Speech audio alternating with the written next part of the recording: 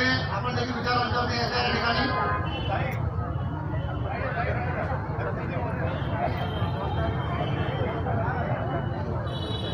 या ठिकाणी मेहमान मुस्लिम मोल्ला यांच्या वतीने डॉक्टर बाबासाहेब आंबेडकरांना अभिवादन करण्यात येत आहे.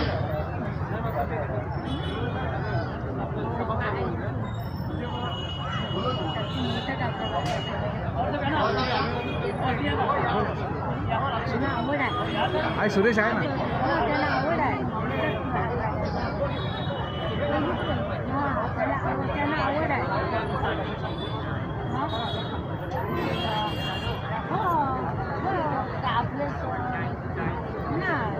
मला या ठिकाणी जे मान्यवर उपस्थित आहेत विचार मंचावर त्यांना एक मी विनंती करणार आहे की बंधूंनो, आपल्याला सर्वांना माहिती आहे की लोकसभेच्या निवडणुका जाहीर झालेल्या आहेत, आचारसंहिता लागलेली आहे.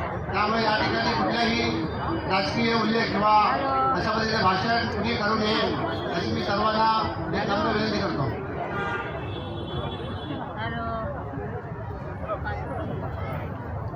सर्वप्रथम असे आपले जे प्रमुख वक्ते आहेत त्यांचं या ठिकाणी आपण स्वागत करणार आहोत.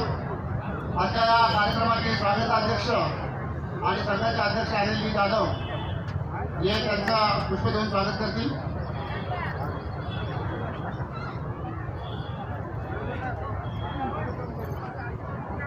तसेच या ठिकाणी प्रमुख कर्मचारी संघटनेचे अध्यक्ष विजय जाधव साहेब असतील ते त्यांनी कृपया विचार मंचावरती यायचं आहे.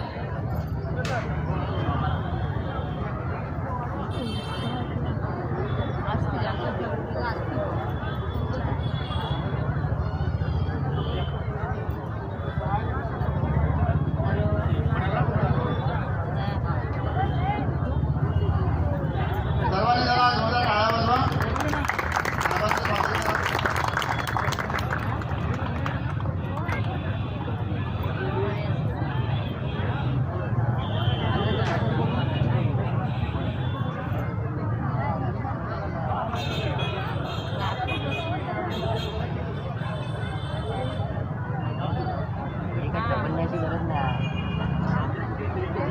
ऑप्शन नाही.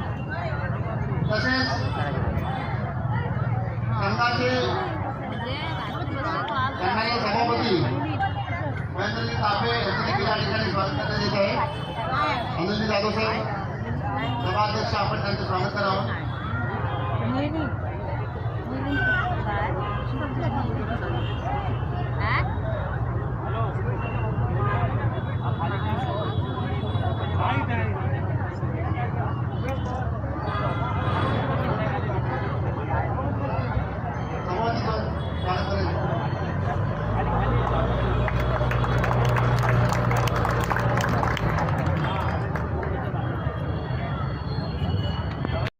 सर्वांना मैत्रीपूर्ण जोडून सर्व महापुरुषांना या ठिकाणी त्रिवार वंदन करतो आणि खास करून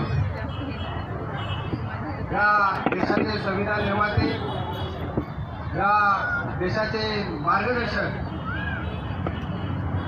आणि या देशाचा पितामह म्हणायला गेला तर काहीच हरकत नाही असे त्यांच्या जयंती आहे. ते महामानव बोधिसत्व डॉक्टर बाबासाहेब आंबेडकर यांच्या 133व्या जयंतीचा आपल्या सर्वांना शुभेच्छा देतो आणि त्यांना सुद्धा या ठिकाणी वंदन करतो.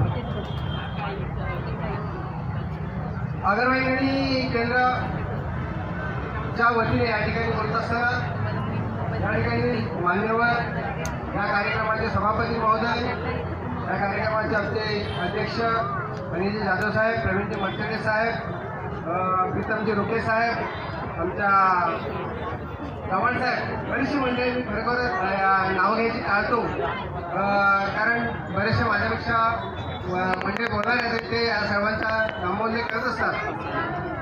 तर मी जास्त वेळ न घेता या ठिकाणी आगरवाडी केंद्रातून सुद्धा काही मंडळी उपस्थित आहेत. आमचे किशोर सर आहेत, देवाजी जाधव साहेब आहेत, निलेशजी एडवे साहेब आहेत, प्रभाकरजी एडवे साहेब आले आहेत, बरीचशी मंडळी उत्तमजी कदम साहेब आहेत. तर या ठिकाणी मी तुम्हाला शुभेच्छा देत असताना एकच सांगेन की मी लास्ट टाइम फार कमी बोललेलो होतो आणि आता थोडंसं एक दोन वाक्य फक्त जास्त बोलेल की या ठिकाणी आपण जयंत्या अनेक वर्ष अनेक काळ आणि अविरत चालूच ठेवणार आहोत, चालतच राहतील.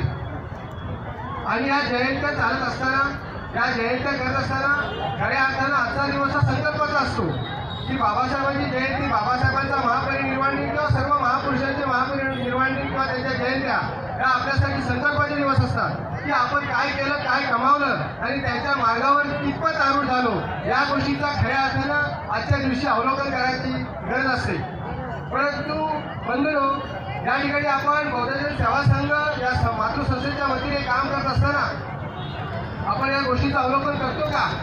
आपण या गावागावात, वाड्यातून, खेड्यापाड्यातून आज माणसाच्या कितपर्यंत धम्म पोहोचवलेला आहे याचं अवलोकन आज खरं करायचं आहे. माणसानं कितीपर्यंत आजचा माणूस कशा प्रकारे जगत आहे, आजच्या माणसाची मानसिकता काय आहे, आजचा माणूस हा भावबंधुकीमध्ये राहतोय का की फाटाफुटी जीवन जगतोय, या गोष्टीचं सुद्धा अवलोकन करायचं आणि त्याच्यावरती सोल्युशन काढायचं आहे. परंतु या गोष्टीवरती कुठेतरी आपण काम करताना दिसत नाही. आपण जयंत्यापुरते दिसतो, एवढ्या हजारोच्या संख्येने दिसतो, परंतु आपला परिणाम ज्या ठिकाणी करायचा आहे, ते बाबासाहेबांनी ज्या ठिकाणी अंतिम गोल सांगितलेला आहे त्या ठिकाणी मार्गक्रमण करताना आपण फार पिछाडीवर आहोत. बाजूबाजूच्या अनेक प्रदेशातली काही राज्य फार पुढे चाललेले आहेत, परंतु महाराष्ट्रामध्ये आपण थोडे बहुत पिछाडीवर आहोत. त्या गोष्टीचा सुद्धा आपण विचार केला पाहिजे. नुसतं जगणं आणि मरणं याच्यात न जाता आपण जगत असताना कोणत्या प्रकारे या तालुक्यामध्ये 60-70 वर्षाचं आयुष्य एखाद्या व्यक्तीला लावलंय, तो कशा प्रकारे जगून गेला, कशा प्रकारे संघटनेसाठी खपून गेला की फक्त नुसत्या जयंत्याच करून गेला, याचं सुद्धा अवलोकन होणं फार गरजेचं आहे. परिणामकारक भक्कम असं काय घडलं आहे या दापोली तालुक्यामध्ये. या सेवा संघाने शैक्षणिक जी शिक्षण संस्था आहेत, सामाजिक संघटना आहेत, याच्यावरती कोणत्या प्रकारचं काम केलं याचं अवलोकन आणि याचा आज संकल्प होणं गरजेचं आहे. तर बंधूंनो, मी जास्त वेळ घेणार नाही, बरेचसे वक्ते आहेत, परंतु बऱ्याचशा गोष्टी मांडायच्या असतात आणि त्या एवढ्या कमी वेळेत आणि 2 मिनिटाच्या ह्याच्यामध्ये मांडता येत आहेत. तरी पण मला ज्या का तुमच्याकडून मांडायच्या गोष्टी आहेत त्या राहून जात आहेत आणि वेळाअभावी आपण नेक्स्ट स्टेजला प्रति नक्कीच मांडू. परंतु वेळाअभावी या ठिकाणी आपल्या सर्वांना या ठिकाणी पुन्हा एकदा बाबासाहेबांच्या 133व्या जयंतीच्या आगमन केंद्राच्या वतीने शुभेच्छा देतो. आणि या ठिकाणी या बौद्धजन सेवा संघ या मातृसंस्थेने मला 2 शब्द या ठिकाणी मांडण्याची मला संधी दिली, त्याबद्दल त्यांना सुद्धा धन्यवाद देतो आणि आपल्या सर्वांची रजा घेतो. जय भीम, जय बुद्ध, जय भारत.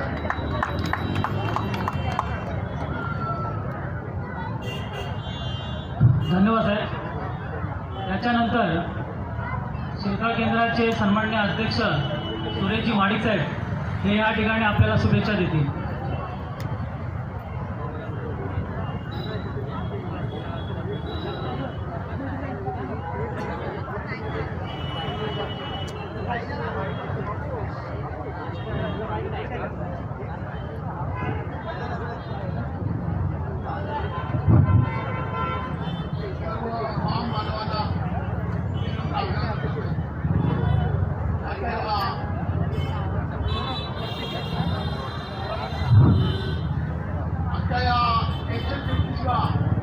डॉक्टर बाबासाहेब आंबेडकर यांच्या जयंतीनिमित्तानं निमित्ताने आपल्या बौद्धजन सेवा संघ या मातृसंस्थेने आजचा हा उत्सव साजरा करीत आहात.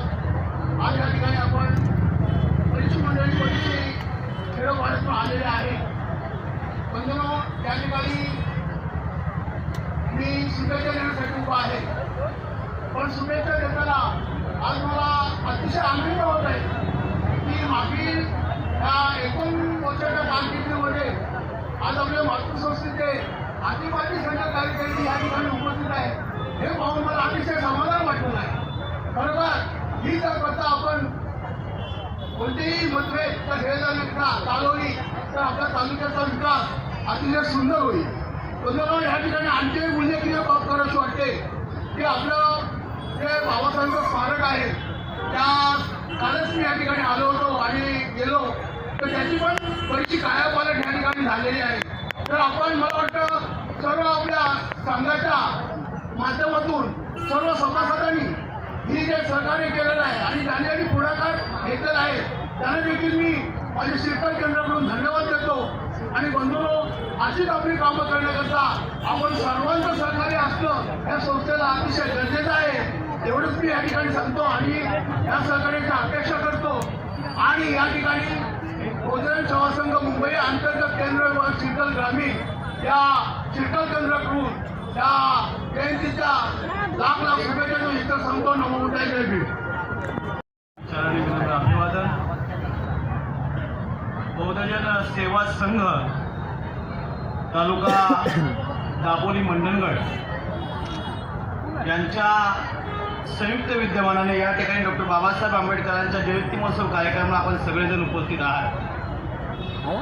या कार्यक्रमाच्या निमित्तानं या सभामंचावरती उपस्थित असलेले या संस्थेचे सर्व आजी माजी सर्व सन्माननीय पदाधिकारी, खरं तर या सभामंचावरती उपस्थित असलेल्या सर्व मान्यवरांचा नामोल्लेख करण्यामध्ये मी जास्त वेळ घेणार नाही. सन्माननीय सूत्रसंचालकांनी तशा प्रकारची सूचना दिलेल्या की आपण तशा प्रकारचा वेळ वाया घालवण्यामध्ये कुठल्या प्रकारचा पॉईंट नाही आहे. खरं तर या दापोली तालुक्याच्या या प्रवेशद्वारासमोर आपण डॉक्टर बाबासाहेब आंबेडकरांची या जयंती महोत्सव कार्यक्रम साजरा करतोय. आणि या कार्यक्रमाच्या माध्यमातून हा कार्यक्रम यशस्वी करण्यासाठी आपल्या या दापोली तालुक्यामध्ये अनेक संघटना काम करत आहेत. मग त्यामध्ये सम्राट युवा संघटना असेल, प्रबुद्ध कर्मचारी संघटना असेल, माध्यमिक कासाहेब संघटना असेल, प्राथमिक कासाहेब संघटना असतील, कर्मचाऱ्यांच्या संघटना असतील. भाऊ, या सगळ्या संघटनांच्या माध्यमातून हा कार्यक्रम आपण यशस्वी करतोय. निश्चितपणाने या कार्यक्रमाच्या माध्यमातून एक छोटासा संदेश मी आपल्याला देईन.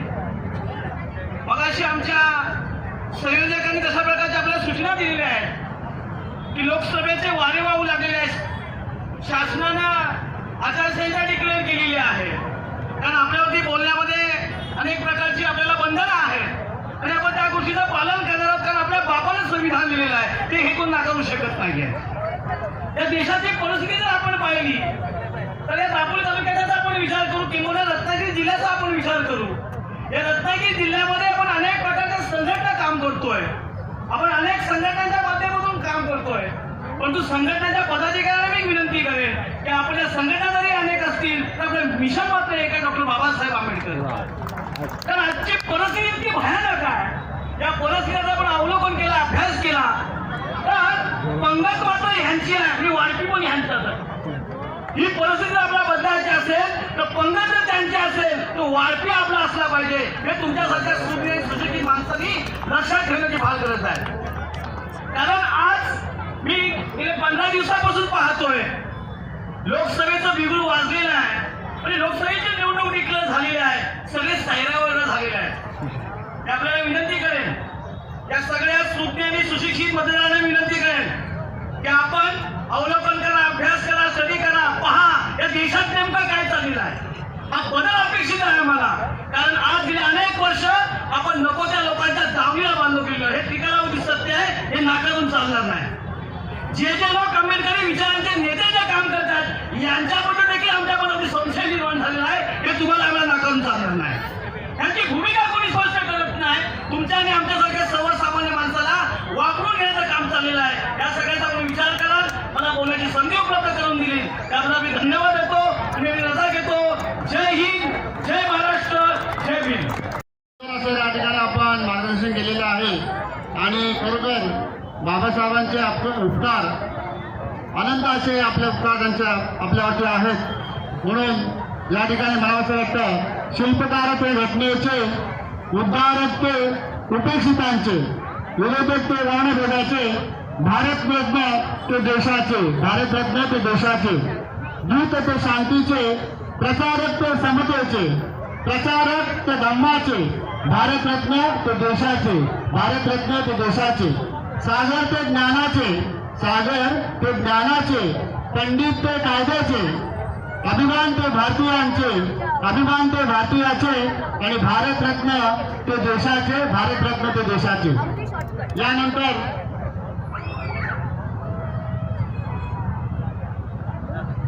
यानंतर आपल्या संस्थेचे माजी चिटणीस विनोदजी मोरे साहेब ते या ठिकाणी तसेच बौद्धजन पंचायत समिती मुंबई यांचे ते उपसभापती आहेत.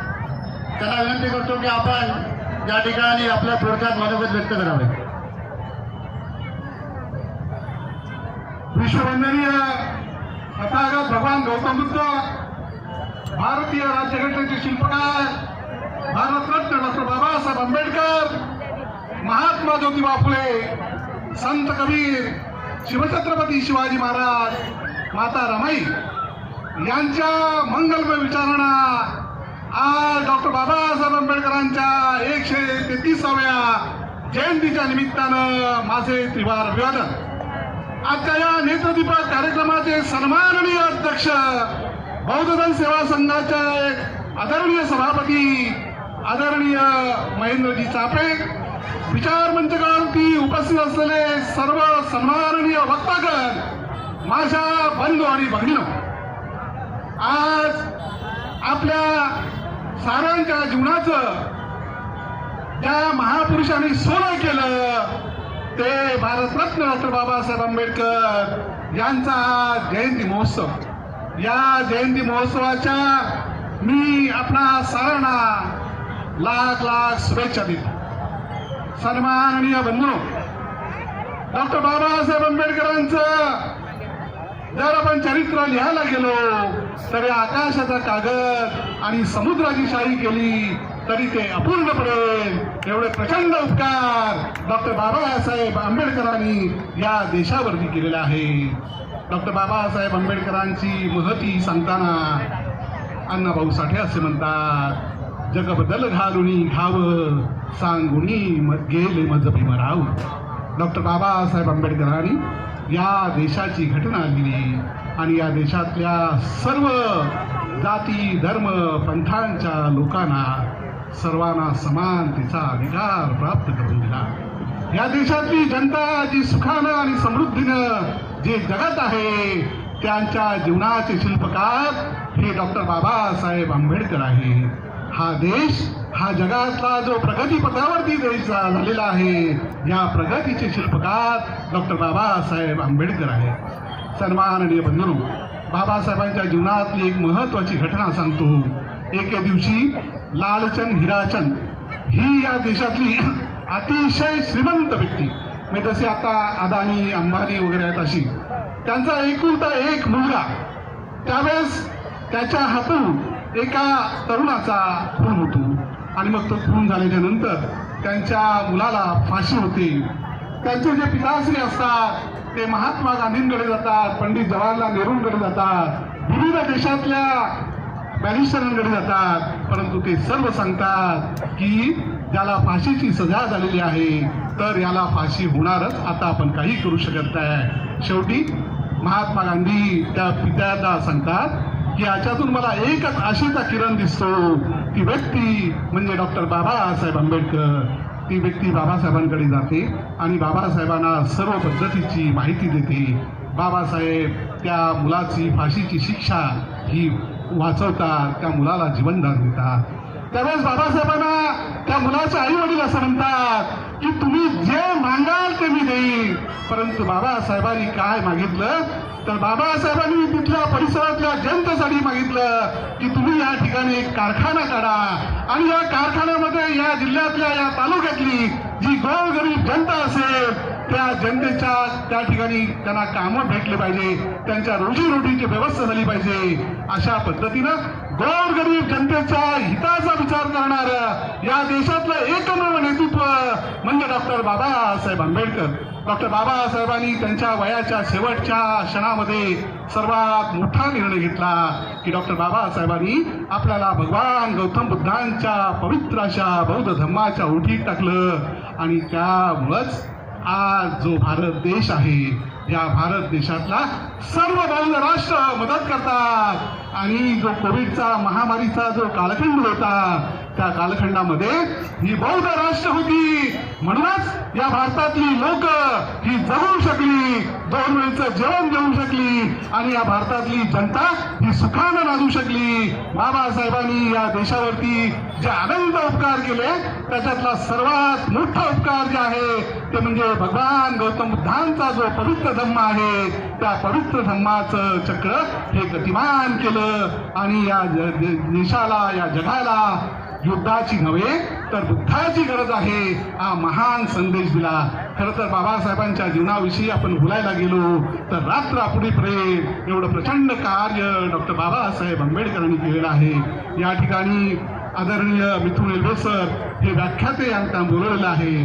बाबासाहेबांच्या जीवनाची यशोगाथा त्या आपल्या समृद्ध वाणीतून आपणास या ठिकाणी सादर करणार आहेत. सर्वप्रथम या ठिकाणी बौद्धजन सेवा संघाच्या विद्यमानं या ठिकाणी हा कार्यक्रम संपन्न होतो. ज्या जुन्या दंत्या कार्यकर्त्यांनी रक्ताचं पाणी करून ही संघटना बाधित ठेवली त्या सर्व ज्ञात अज्ञात कार्यकर्त्यांना मी या ठिकाणी विनम्र भावे अभिवादन करतो आणि अशी रजा घेतो. जय भीम.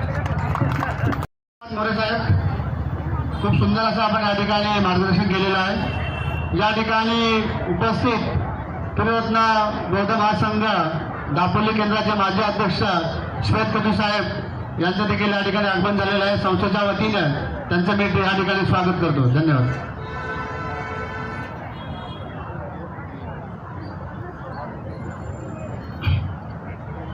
ह्या ठिकाणी आजच्या दिवसाचं औचित्य असं आहे की बाबासाहेबांना अपेक्षित सर्व शिक्षित झाले पाहिजेत, परंतु सर्वप्रथम घरातली जी आपली महिला आहे ती सर्वप्रथम जर एक शिक्षित झाली तर पूर्ण घर ती शिक्षित करू शकते. या अनुषंगाने आज या ठिकाणी मी या एका भगिनीला तिची इच्छा आहे की तिने देखील या ठिकाणी आपल्याला शुभेच्छा द्याव्यात. आमच्या मध्यवर्ती कमिटीचे चिटणीस सन्माननीय सुरेश मोरे यांची सुकन्या स्मिता सुरेखा सुरेश मोरे ही या ठिकाणी आपणा सर्वांना शुभेच्छा देत आहे. स्मिता मोरे.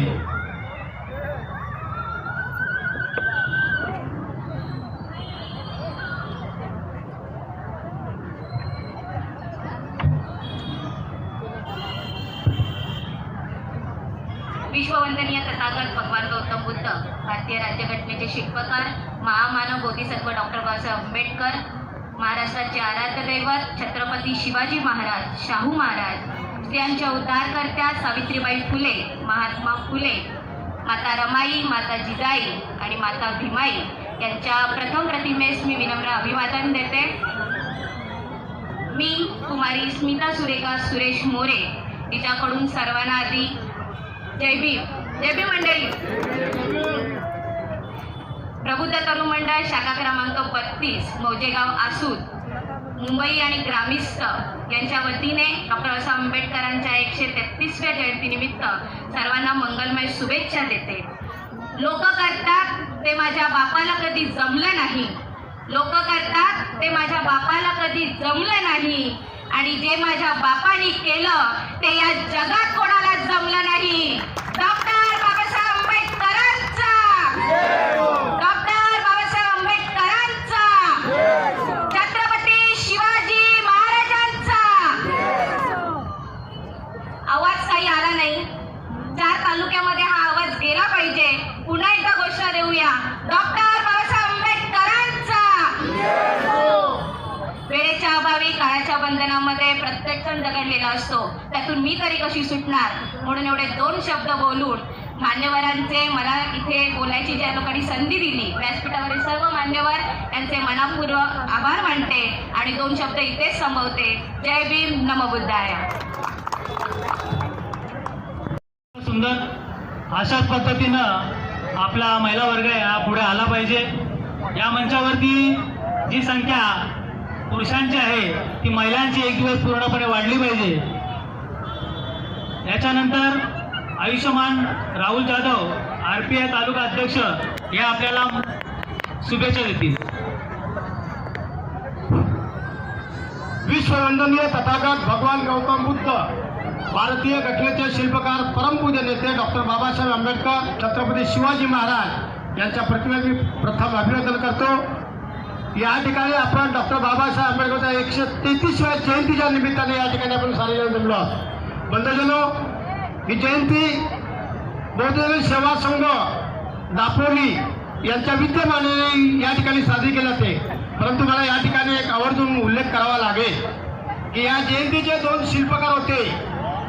एका दादाचं नाव होतं विलास जाधव, दुसऱ्या दादाचं नाव होतं मनोहरजी जाधव आणि आमचे त्या सर्व प्रक्रियेमध्ये असणारे भाऊ मोहिते, अशोक जाधव, शरद जाधव, प्रीतमजी रुके आणि प्रामुख्याने मुंबईमध्ये या ज्यावेळेस मिटिंग होत्या त्या सर्व मिटिंगमध्ये आजच्या बौद्ध सेवा संघाचे अध्यक्ष अनिलजी जाधव हेही त्या ठिकाणी प्रामुख्याने होते. आणि मला हा उल्लेख करणं माझं कर्मप्राप्त आहे असं मी या ठिकाणी समजतो की ही जयंती एका थोड्याशा प्रमाणात होत होती, परंतु गेली जवळजवळ 20-25 वर्षे सातत्याने मोठमोठ्या प्रमाणात होत आहे. ही जयंती करणं आपलं कर्मप्राप्त आहे. त्याचं कारण असं आहे की डॉक्टर बाबासाहेबांनी आपल्याला जो काही संदेश दिला आहे तो संदेश आपण जनतेपर्यंत पोहोचवण्याचं काम करायला पाहिजे. आणि ते जर काम केलं नाही तर आपण बिनाकामाचे कार्यकर्ते ठरू असं मला वाटतं. आणि म्हणून मला आमच्या आधी काम्याने सांगितलं की राजकारण या ठिकाणी बोलायचं नाही. आदरणीय माझे मित्र राजपुरे साहेब, काही थोड्याच दिवसात आम्ही येथे एकाच व्यासपीठावरती असू त्यावेळेस राजकारण मला बोलता येईल त्या ठिकाणी, कारण हे बाबासाहेबांचं सामाजिक व्यासपीठ असल्यामुळे राजकारण बोलता येणार नाही. म्हणून मी राजकारणाकडे वळणार नाही. मी या ठिकाणी प्रत्येक शाखेतल्या सर्व सभासदांना, बंधू भगिनीला एक विनंती करतो की जयंती ही बाबासाहेबांची मी प्रत्येक ठिकाणी जातो त्या ठिकाणी सांगतो की जयंती असावी तर तापोली तालुक्यासारखी असावी. त्याच्या जयंतीला 4-5 कार्यकर्ते आपल्या मोठा फोकस मारला पाहिजे. जयंतीला ऊन पावसाची कुठलाही सभासद कधीही त्याची कदर करत नाही आणि तो जयंतीच्या ठिकाणी हजर असतो. म्हणून मी तुम्हाला या ठिकाणी या तालुक्यातल्या सर्व जयंती म्हणजे उपस्थित झालेल्या सगळ्या सभासदांना मी या ठिकाणी लाख सोय देतो. या ठिकाणी थांबतो. जय भीम, जय भारत. समाजामध्ये आपले तडफदार विचार या ठिकाणी साहेबांनी मांडलेले आहेत. त्याच्यानंतर या ठिकाणी माननीय संदीप राजपुरे साहेब, राष्ट्रवादी महाराष्ट्र सरचिटणीस व संस्थापक रामराज कॉलेज यांना विनंती करेन की त्यांनी देखील या ठिकाणी शुभेच्छा द्यायच्या.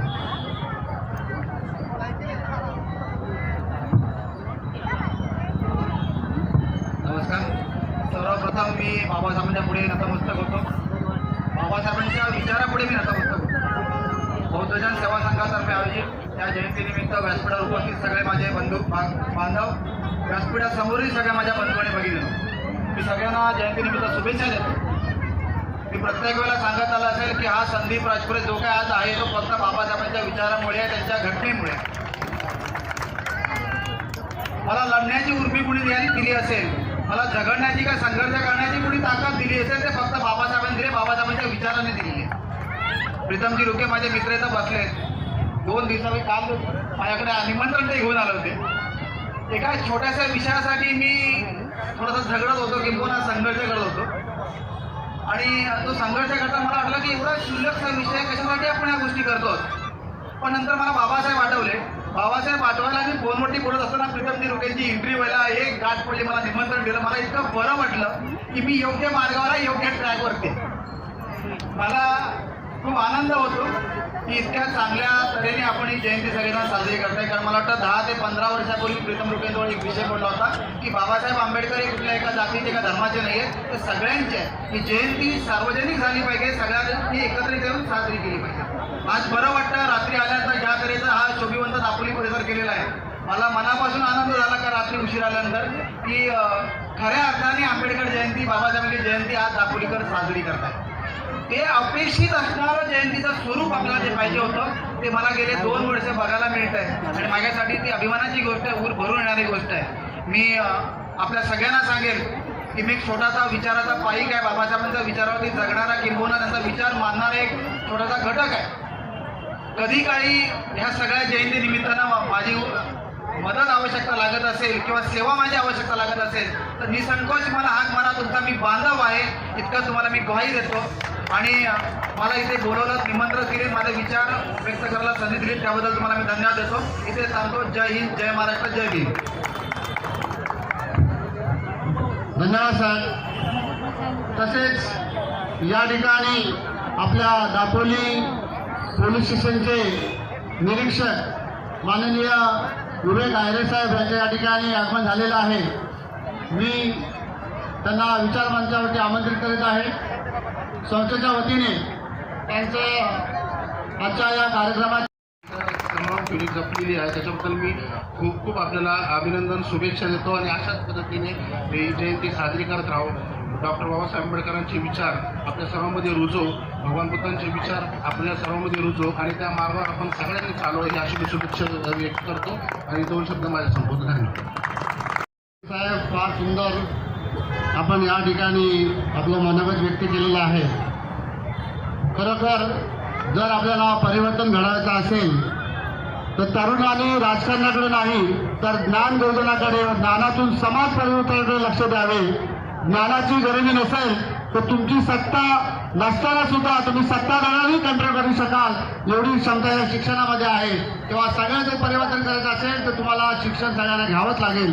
यानंतर आमचे मित्र रत्नागिरी जिल्हा RPI जिल्हाध्यक्ष प्रथमजी रुके हे आपल्याला संबोधित करतील. धन्यवाद.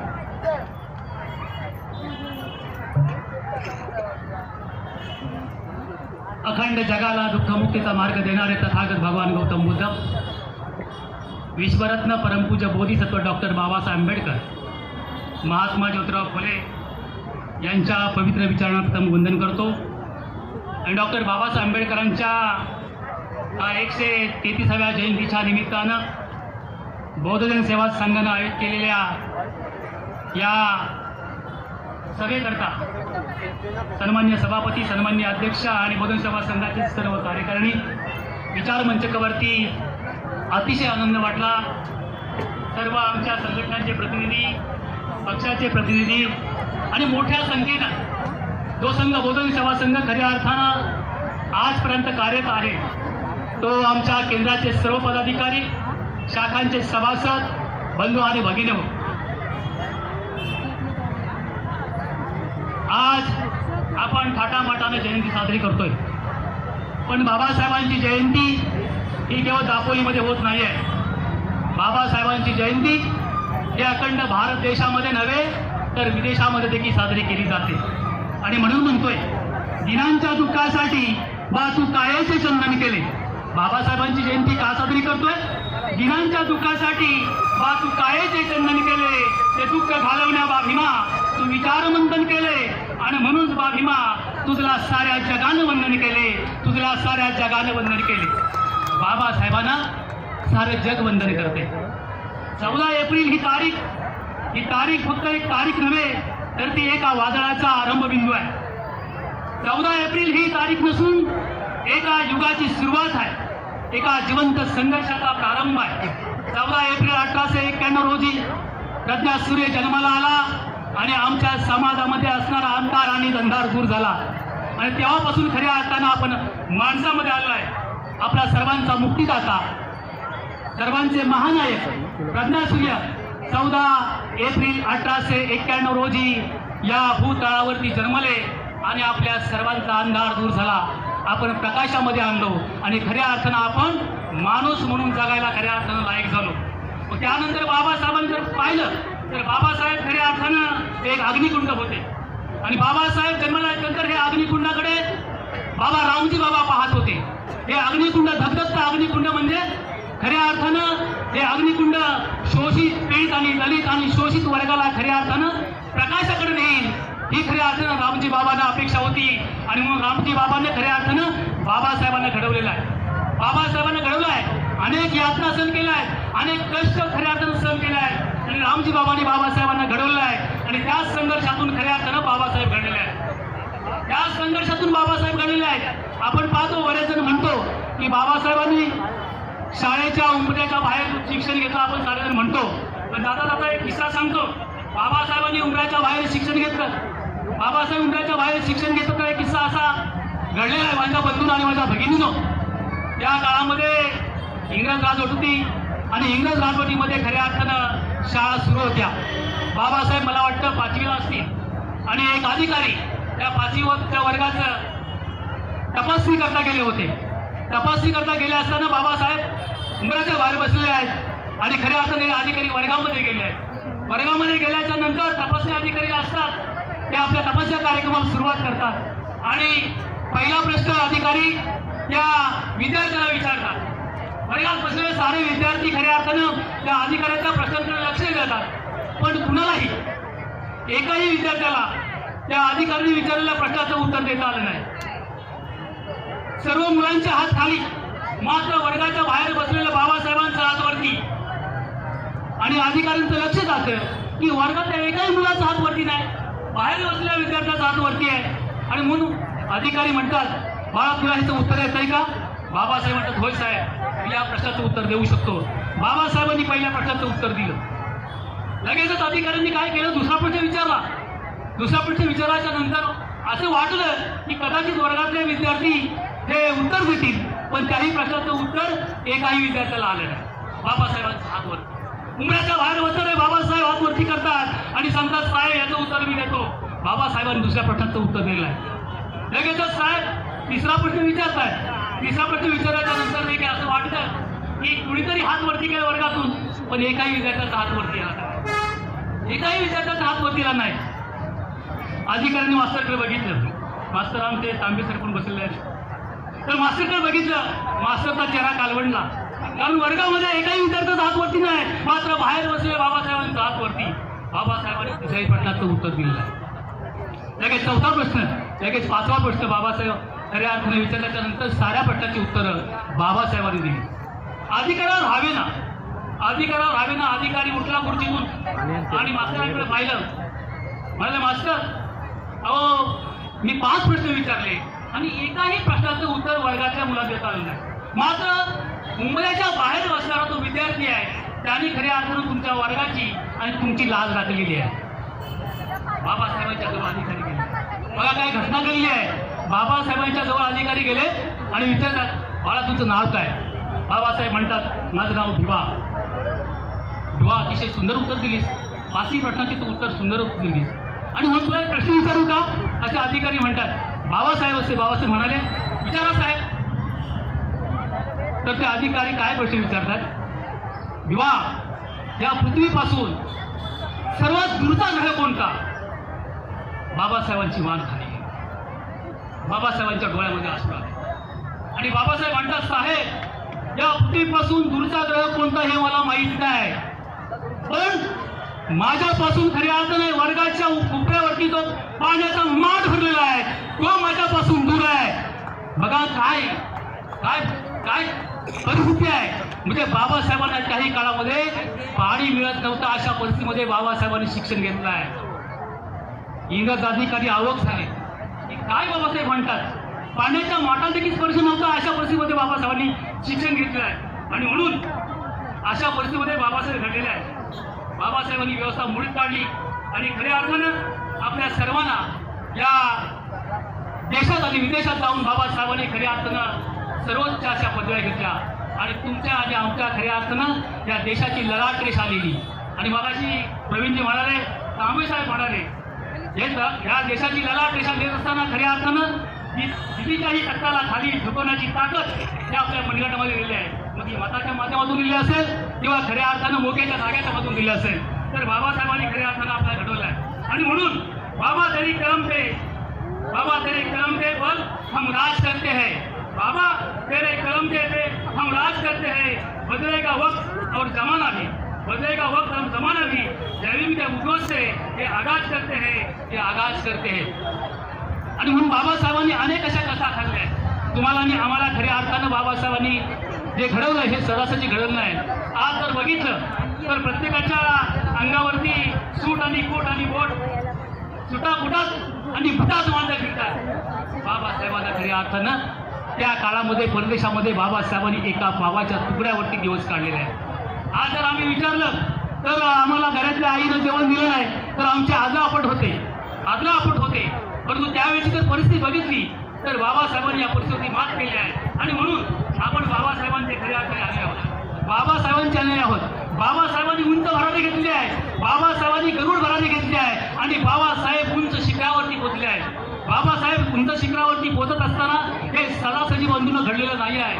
हे सदासजी घडलं हे सगळ्या गोष्टी तुम्हाला माहिती आहे. पण बाबासाहेब उंच शिखरावरती पोहोचले, त्यासाठी बाबासाहेबांच्या अनुयायांची एक त्यांच्या पावलावर पाऊल ठेवून खऱ्या अर्थानं आपण काम करायला पाहिजे.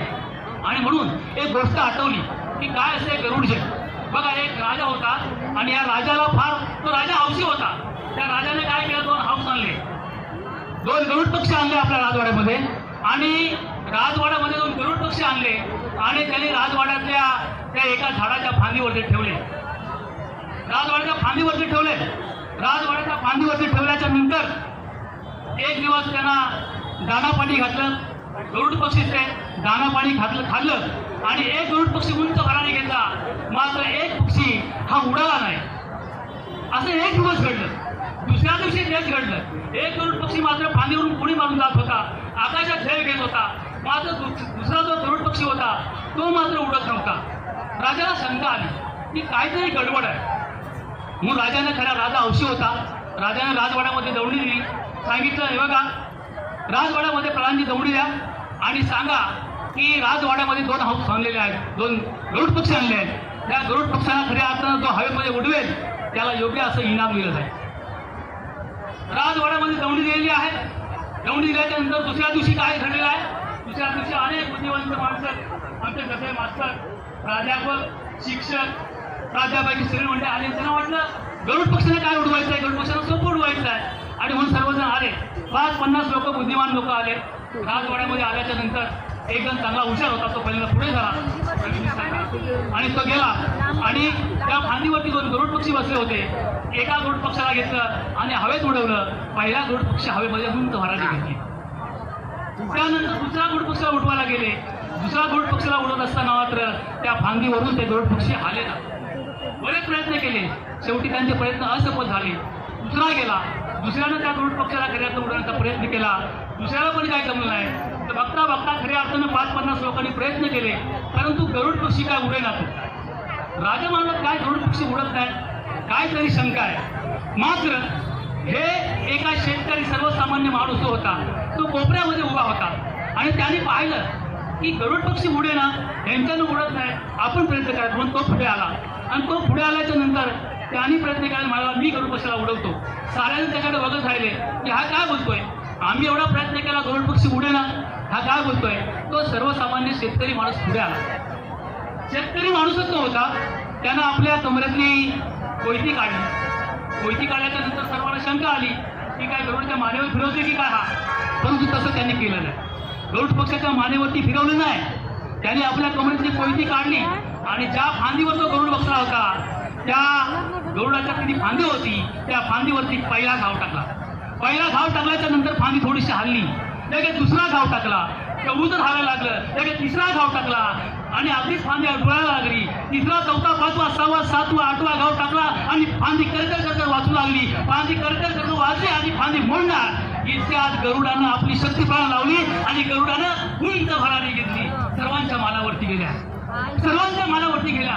काय चमत्कार झाला, काय चमत्कार झाला. गरुडाच्या ज्या विषमतेच्या फांद्या जशा गरुडानं खऱ्या अर्थानं जकडल्या होत्या, त्याचप्रमाणे बाबासाहेबांनी विषमतेच्या फांद्या ताळा तोडल्या आणि बाबासाहेब विश्वरत्न झाले आहेत. बाबासाहेब विश्वरत्न झाले आहेत माझ्या बंधूंनो. आणि म्हणून बाबासाहेबांनी आपल्याला काय दिलं आहे, बऱ्याचशा त्यांनी सांगितलं बाबासाहेबांनी आपलं हे दिलं, टिकवण्याचा प्रयत्न केला पाहिजे. आपण काय करतोय तर बाबासाहेबांना काय दिलं आहे. बाबासाहेबांनी अंधाना दृष्टी आणि पांगल्याना पाय दिले. अंधाना दृष्टी आणि पांगल्याना पाय दिले. पण खरंच सांगा दादा, आपण बाबासाहेबांना काय दिले. अंधाना दृष्टी आणि पांगल्याना पाय दिले, पण खरंच सांगा दादा, आपण बाबासाहेबांना काय दिले. अरे भुकेल्याना घास आणि तहानलेल्यांना पाणी दिलं, पण खरंच सांग माय, आपण बाबासाहेबांना काय दिलं. अरे मुक्यांना वाचा आणि बैऱ्यांना कान दिले. मुक्यांना वाचा आणि बैऱ्यांना कान दिले, पण खरंच सांगा बाबा, आपण बाबासाहेबांना काय दिलं. आपण बाबासाहेबांना काय दिलं याचा विचार आपण सर्वांनी करायला पाहिजे. बाबासाहेबांचे अनंत उपकार आपल्यावरती आहेत. ते उपकार आपण या जन्मी नव्हे तर आपण किती जन्म घेतले तरी ते आपण फेडू शकत नाही. इतकं आपल्या भरभरून बाबासाहेबांनी दिलं आहे.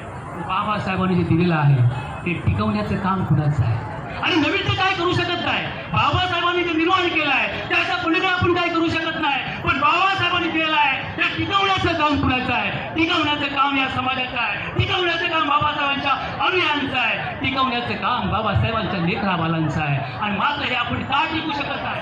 अनेक जणांनी शंका व्यक्त केल्या, अनेक जणांनी सांगितलं आपण राजकीय ह्याच्यामध्ये आपल्याला का अडचणी येतात. सामाजिक संघटना आपल्या अनेक आहेत, अनेक संघटना असतील, अनेक आपल्या राजकीय पक्ष असतील, आपल्याला काय अडचणी येत आहेत त्याचं संशोधन करायला पाहिजे. आणि त्याचं संशोधन एकच आहे, त्याचं संशोधन एकच आहे. मग असं कोणीतरी सांगितलं की आपल्याच पक्षाच्या म्हणजे विचाराच्या, आंबेडकर विचाराच्या कार्यकर्त्याला कोण उभा असेल निवडणुकीत त्यालाच मतदान करायला पाहिजे. लोकांना प्रश्न पडतो की आपल्याच विचाराच्या उमेदवारांचा नेमका प्रश्न, नेमकं आम्ही उमेदवार कुणाला द्यायचं, मतदार कुणाला द्यायचा हा प्रश्न पडतोय. आणि त्यावरती उपाय एकच आहे माझ्या बंधूंनी बघितलं, त्यावरती उपाय एकच आहे. जर खऱ्या अर्थानं आपला दिल्लीचं तख्त गाठायचं असेल, राजकीय सत्ता हातात घ्यायची असेल आणि मोक्याच्या जागा एकत्र आपल्या हातामध्ये घ्यायच्या असतील आणि आपली माणसं खऱ्या अर्थानं त्या मोक्याच्या जागेवरती बसवायची असतील तर समाज एक झाला पाहिजे, सर्व समाजाने एक आलं पाहिजे, सर्व समाजाचे पक्ष एक झाले पाहिजे. आणि सर्व समाजाचे पक्ष जोपर्यंत एक होत नाही तोपर्यंत बाबासाहेबांचा इतिहास पूर्ण होत नाही. बाबासाहेब एका ठिकाणी म्हणतात, बाबासाहेब एका ठिकाणी भाषणात म्हणतात की माझा समाज ज्या दिवशी एक होईल त्या दिवशी या देशाचा इतिहास पूर्ण होईल. मग बाबासाहेबांच्या लेकराबाळांनी खऱ्या अर्थानं जर बाबासाहेबांचा इतिहास पूर्ण करायचा असेल तर एक साधी सोपी बाबासाहेबांची अपेक्षा आहे. बाबासाहेबांची साधी होती अपेक्षा काय आहे की माझ्या समाजाने एक व्हावं, माझ्या समाजाने संघटित राहावं आणि मी दिलेल्या मार्गावरती चालावं आणि खऱ्या अर्थानं माझं जे कार्य आहे ते खऱ्या अर्थानं आपण पुढं न्यावं. ही एवढी माफक कल्पना बाबासाहेबांची आहे. आणि म्हणून आपण खऱ्या अर्थाने याचा विचार केला पाहिजे. पाठीकडून मला आवाज होतोय, थांबवा, काय हरकत नाही, परंतु हे कधीतरी बोललं पाहिजे. आणि म्हणून मी राजकीय या ठिकाणी बोललं नाही, हे करायला पाहिजे. आपण संघटित राहणं गरजेचं आहे, आपण एकत्र राहणं गरजेचं आहे. आपण जर एक झालो तरच खऱ्या अर्थानं बाबासाहेबांचे नेक कार्यकर्ते म्हणून खऱ्या अर्थानं आदर्श हा दापोली नव्हे तर जिल्ह्यामध्ये, महाराष्ट्रामध्ये आपल्याला येता येईल. आणि म्हणून या ठिकाणी अतिशय मला आनंद वाटला आमच्या संयोजकांचा, साहेबांचा, की या विचारमंचकावरती आमचे महासभा असेल, पंचायत समिती असेल, वंचित असेल, VSP असेल, RPI असेल, सर्वांना एका विचारमंचकावरती बोलावतात, सर्वांना एका विचारमंच प्रबोधन करायला शिकवतात. या सर्वांनी एकत्र लक्षात घेतलं पाहिजे की आम्ही सगळे एकत्र झालं पाहिजे, आम्ही सगळे एकत्र येऊन समाजापर्यंत गेलं पाहिजे.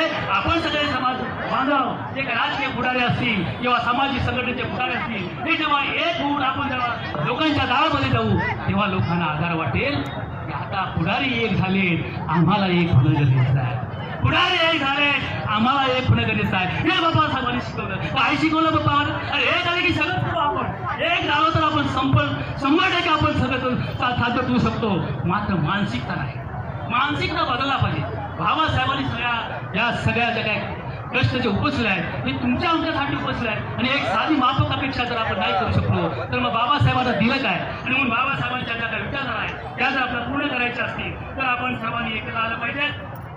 आणि म्हणून जाता एक शेअर मारतो, एक तरफ आंबेडकर के खिलाफ दुनिया सारी थी. बघा का मी बोलतोय की बाबासाहेब एकटे होते त्यावेळेला सर्व मनुवादी आणि प्रस्थापित हे बाबासाहेबांच्या विरोध होते.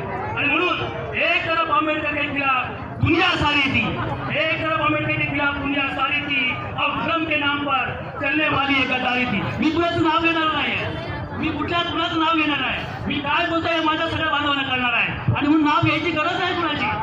एक तरफ आंबेडकर के खिलाफ दुनिया सारी थी और धर्म के नाम पर चलने वाली एक गद्दारी थी, लेकिन दुश्मन मेरे भीम का कुछ ना कर सके, लेकिन दुश्मन मेरे भीम का कुछ ना कर सके क्योंकि कलम मेरे भीम की तलवार से भारी थी. असं बाबासाहेबांचं कलम आहे, असं बाबासाहेबांचं कलम आहे. आणि बाबासाहेबांची तुम्ही हरलेली आहे बाबासाहेबांच्या लेकरांना.